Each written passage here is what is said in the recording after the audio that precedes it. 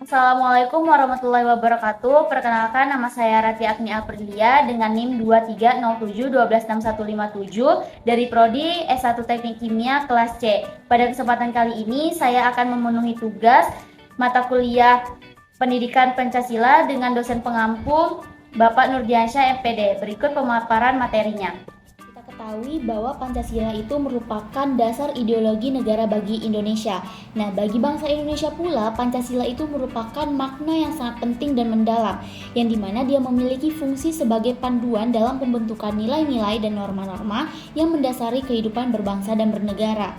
Namun, karena beriringnya waktu, masyarakat dunia tak terkecuali Indonesia sudah memasuki era peradaban modern yang biasanya disebut juga dengan era globalisasi.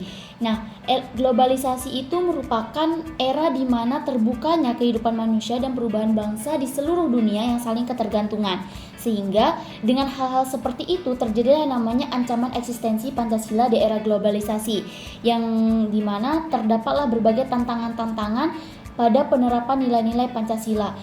Nah, berikut beberapa tantangan-tantangan Pancasila di era globalisasi. Pertama itu ada menguatnya individualisme. Nah, individualisme ini adalah paham yang mementingkan hak individu atau perseorangan, yang dimana dia mengesampingkan hak masyarakat umum.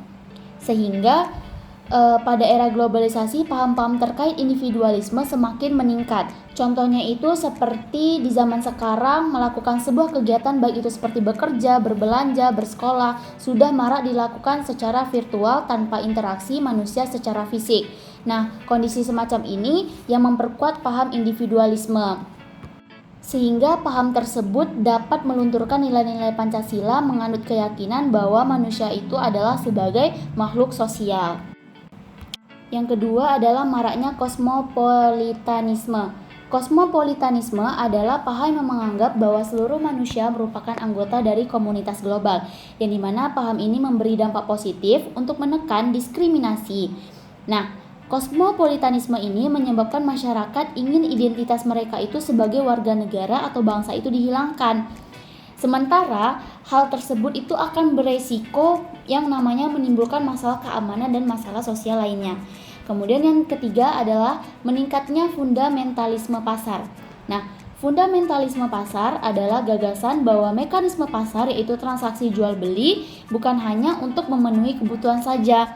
Nah, gagasan ini itu menilai bahwa mekanisme pasar itu merupakan satu-satunya prinsip yang bisa mengendalikan kehidupan bermasyarakat. Namun, fundamentalisme pasar membuat masyarakat terus-menerus mengejar keuntungan.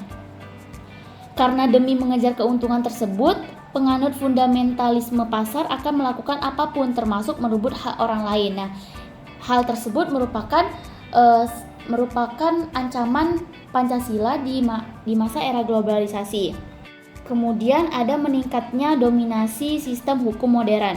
Sistem hukum modern yang dimaksud ini termasuk sistem hukum bangsa barat yang erat kaitannya dengan kebebasan individu, sehingga banyak kasus sistem hukum modern cenderung mendukung fundamental pasar dan individualisme.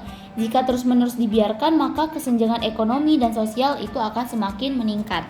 Selanjutnya itu ada maraknya intoleransi. Nah, intoleransi itu adalah sikap yang tidak memiliki tenggang rasa atau toleransi, yang dimana intoleransi ini dia dapat dipicu oleh ketidaksiapan masyarakat dalam menerima perubahan atau perbedaan. Sayangnya, tidak semua orang bisa menerima perbedaan tersebut. Nah, sehingga hal tersebut, orang yang intoleran ini dia akan cenderung melakukan tindakan diskriminatif terhadap perbedaan, baik itu secara sadar ataupun tidak. Yang dimana itu akan bertentangan dengan sila kedua, yaitu Pancasila terkait kemanusiaan yang adil dan beradab. Dan ada maraknya radikalisme dan ekstremis. Maksudnya di sini adalah masifnya pertukaran informasi selama era globalisasi, yang dimana dia ikut menjembatani penyebaran ideologi radikal dan ekstremis. Nah, keduanya ini itu akan membuat individu atau sebuah kelompok menjadi cenderung terhadap paham tertentu, sehingga memaksa untuk orang lain ini untuk setuju dengan pendapat mereka.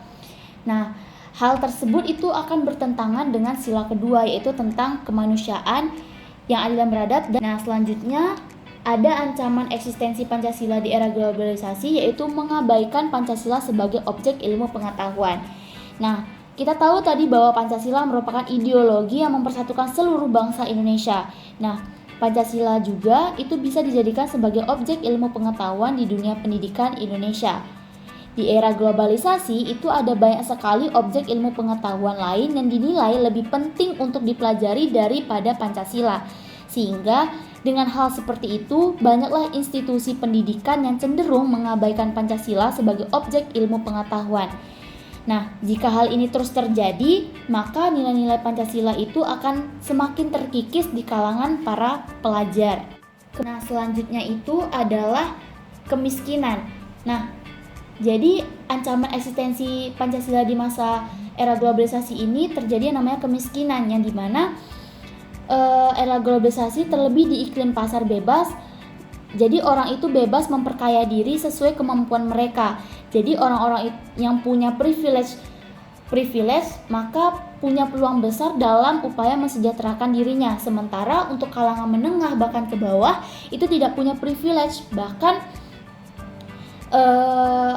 akan semakin sulit menjangkau kesejahteraan ekonomi mereka, sehingga hal tersebut akan terjadi yang namanya tantangan bagi nilai-nilai Pancasila, terutama nilai sila kelima, yaitu keadilan sosial bagi seluruh rakyat Indonesia. Selanjutnya, ancaman eksistensi Pancasila di era globalisasi ada konflik sosial. Nah, konflik sosial di era globalisasi menjadi tantangan bagi Pancasila. Konflik bisa terjadi karena banyak hal seperti protes masyarakat terkait kebijakan, ketidakadilan dari pemerintah terhadap rakyatnya, sehingga terjadilah yang namanya perkelahian antara institusi pemerintah dengan masyarakat. Teman selanjutnya yaitu ujaran kebencian, di mana di era globalisasi ujaran kebencian ini marak ditemukan terutama di media sosial. Nah, contohnya itu kebebasan berpendapat yang seharusnya mengarah ke debat logis namun berubah menjadi lontaran ejekan yang berdasarkan subjektivitas. Nah, ujaran kebencian tersebut itu akan beresiko menimbulkan perpecahan antara masyarakat, sehingga inilah menjadi tantangan berat bagi Pancasila untuk tetap bersatu. Hal demikian merupakan tantangan Pancasila yang termasuk sila ketiga, yaitu Persatuan Indonesia. Baiklah, itulah tadi pemaparan materi mengenai ancaman eksistensi Pancasila di era globalisasi. Lebih dan kurangnya saya mohon maaf. Wabillahi taufiq wal hidayah. Wassalamualaikum warahmatullahi wabarakatuh.